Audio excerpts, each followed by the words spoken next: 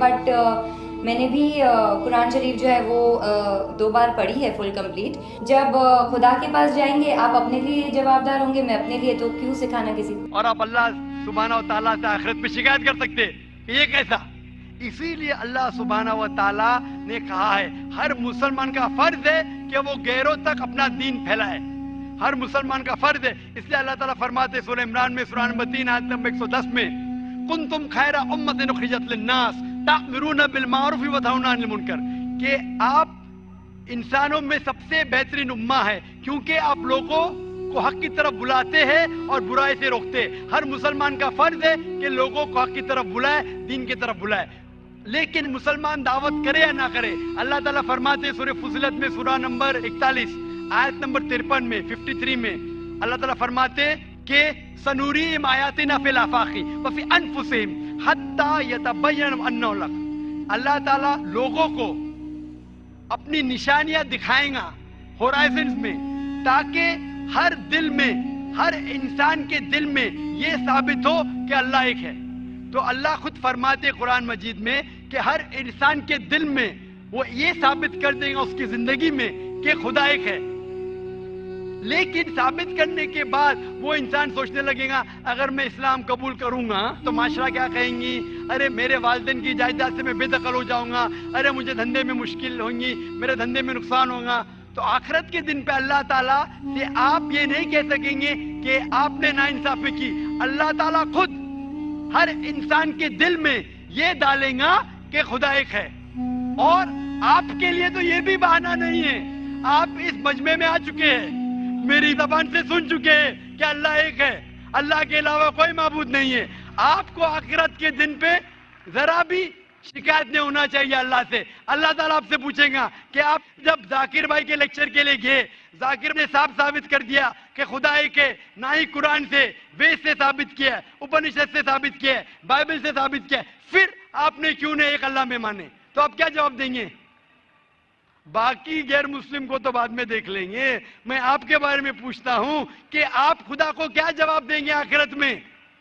Actually sir I am not believing on God, میں خدا کو نہیں مانتا ہوں, کیونکہ اس کا ریزن بھی اس طرح سے ہوتا ہے. آئے دوران پورے وشو میں ہم ایسے حادثے دیکھتے ہیں, اگر بھگوان ہے تو بم اٹیک یا پھر باڑھ, یہ سارے ایسے حادثے ہوتے ہیں, وہاں بے گناہ لوگ, چھوٹے چھوٹے بچے تک کی جان چلی جاتی ہے. اگر اللہ واقعی ہے تو پھر جو بے گناہ ہوتے وہ لوگ کیوں مرتے, جو چھوٹے بچے ہوتے ان کا مرتیو کیوں ہو جاتا ہے؟ بھائی صاحب کا سوال ہے کہ وہ خدا میں نہیں مانتے کیونکہ اگر خدا ہے تو بے گناہ کی موت کیوں ہوتی, بچے لوگ کیوں مارے جاتے. آپ ایسا پوچھ رہے ہیں کہ ٹیچر رہتے تو بچے فیل کیوں ہوتے؟ ارے جو بچے نہیں پڑھتے وہ فیل ہوتے. ڈاکٹر ہے تو لوگ کیوں مرتے؟ کیونکہ اللہ سبحانہ و تعالیٰ کہتے قرآن مجید میں کہ ہم نے تمہارے اولاد, تمہاری بیویاں, تمہاری دولت کو ایک فتنہ جیسے پیدا کیا ہے. فتنہ ہے مطلب آپ کے لیے امتحان ہے.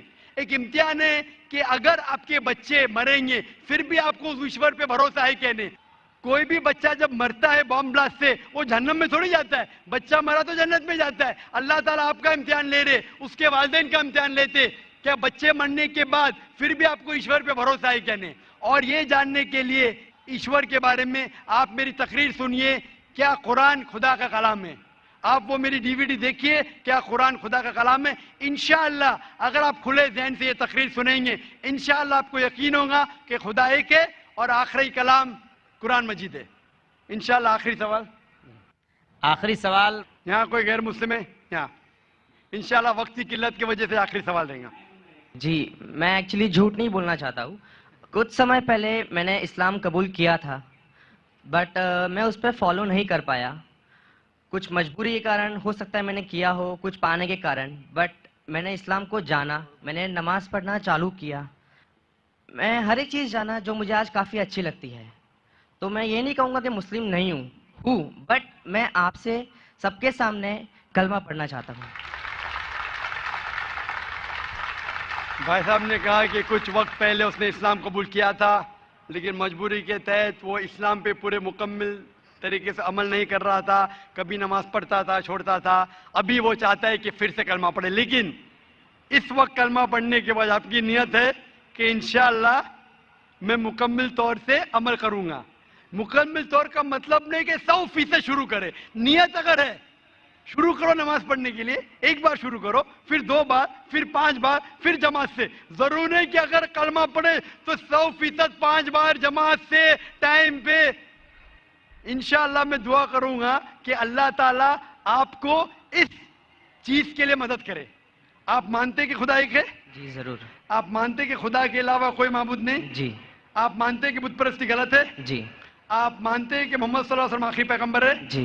तो इंशाअल्लाह मैं अरबी में कहूंगा और आप उसे दोहराइए। जी जरूर। अशहदु अशहदु अल्लाह अल्लाह इलाहा इलाहा इल्लल्लाह इल्लल्लाह व अशहदु व अशहदु अन्ना अन्ना मोहम्मदन मोहम्मदन अब्दुहु अब्दुहु व रसूलुहु। व रसूलुहु। मैं शहादत देता हूँ मैं शहादत देता हूँ कि कि अल्लाह के अलावा अल्लाह के अलावा कोई माबूद नहीं कोई माबूद नहीं और मोहम्मद सल्लल्लाहु सल्लल्लाहु अलैहि वसल्लम अलैहि वसल्लम उसके पैगंबर उसके पैगंबर और बंदे हैं। और बंदे हैं। माशाल्लाह मुसलमान बन चुके।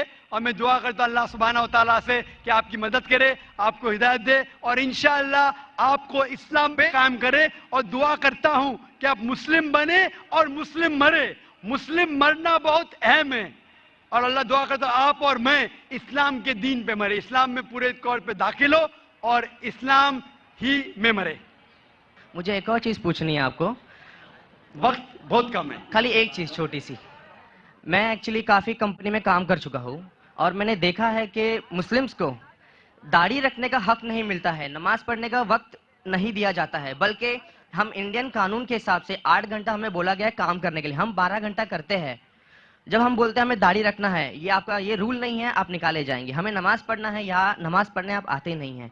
ऐसा क्यों? जब गैर मजहबी, मैं नाम नहीं लेना चाहूंगा, उन्हें दाढ़ी रखने का, लंबे बाल रखने का हक दिया जाता है, तो हमारी एक कमेटी क्यों नहीं बनाई जाती है और हम इसे लड़के नहीं लीगली रजिस्टर करके हम अपने दाढ़ी के लिए और नमाज के लिए वक्त लिया जाए। भाई साहब ये पूछ रहे हैं, ये ईद आई थी, ये ईद नहीं, काफी ईद गई, चलो मैंने ईद मनाई।